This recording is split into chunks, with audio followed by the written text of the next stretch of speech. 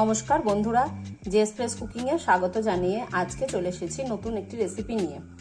রেসিপিটি বানানোর জন্য এখানে পটল, আলু, লঙ্কা বাটা, সর্ষের তেল, আদা রসুন বাটা, পেঁয়াজ কুচি, চিংড়ি মাছ, হলুদ গুঁড়ো, লঙ্কা গুঁড়ো, জিরে ধনে গুঁড়ো, কাশ্মীরি লঙ্কার গুঁড়ো, শাহি মশলা।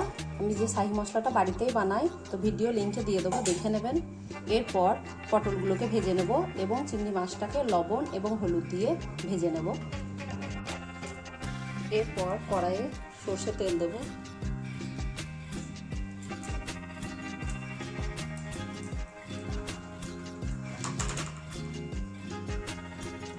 অল্প পরিমাণে হলুদ গুঁড়ো দেব, দিয়ে পটলটাকে দিয়ে ভেজে নেব।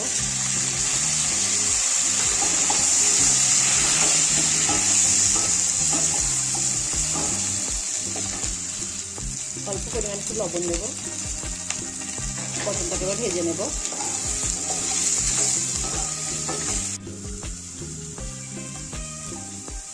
ভাজা হয়ে গেছে, এবার পটলটাকে তুলে নেব।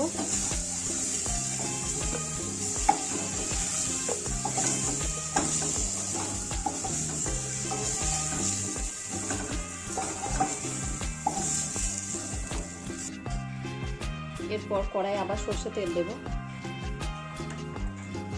চিংড়ি মাছটাকে ভেজে নেব। লবণ দেবো অল্প, হলুদ গুঁড়ো দেবো,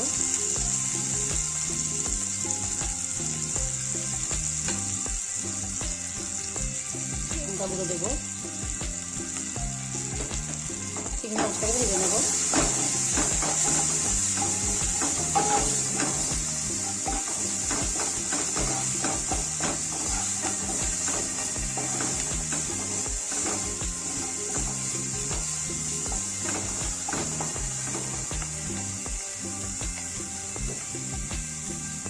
ভাজা হয়ে গেছে, এবার ঢেলে নেব। এরপর কড়াই সর্ষে তেল দেব,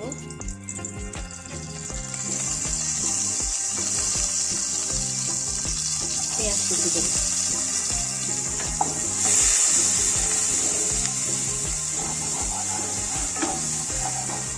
পেঁয়াজটাকে ভেজে নেব। এবার আদা রসুন বাটা দেব, লঙ্কা বাটা দেব,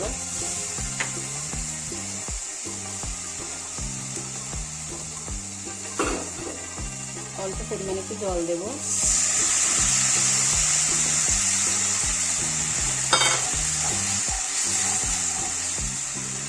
এরপর যে মশলাগুলো নিয়েছিলাম সব মশলাগুলো একসঙ্গে দিয়ে দেবো।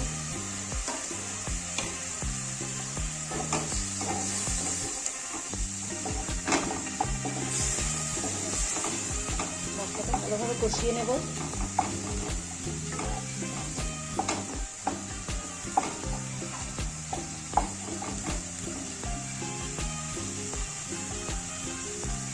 এবার আলুটাকে দিয়ে দেবো।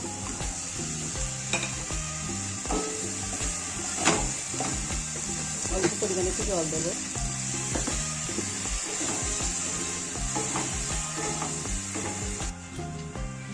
এরপর চিংড়ি মাছটাকে দিয়ে দেবো।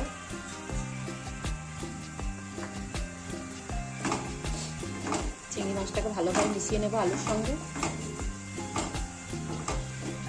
এবার ভেজে রাখা পটলটাকে দিয়ে দেবো।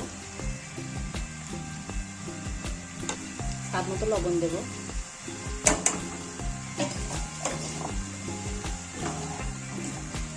এবার পটল, আলু, চিংড়ি মাছ একসঙ্গে কষিয়ে নেব।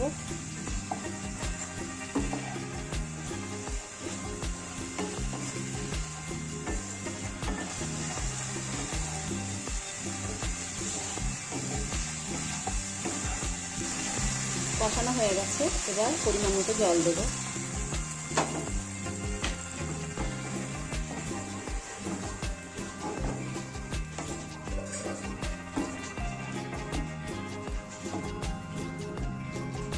আরো একটু জল দেব।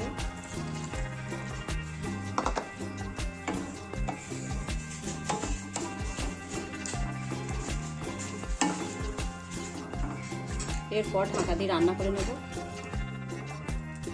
মাঝে মধ্যে নাড়তে থাকবো। এটাকে রান্না করে নিয়েছি। এরপর একটা পাত্রে ঢেলে নেব। রান্নাটিকে একটা প্লেটের মধ্যে ঢেলে নিয়েছি। রেসিপিটি যদি আপনাদের ভালো লাগে লাইক, কমেন্ট, শেয়ার করবেন আর চ্যানেলকে সাবস্ক্রাইব করবেন। পাশে থাকা বেল আইকনে ক্লিক করবেন। ধন্যবাদ।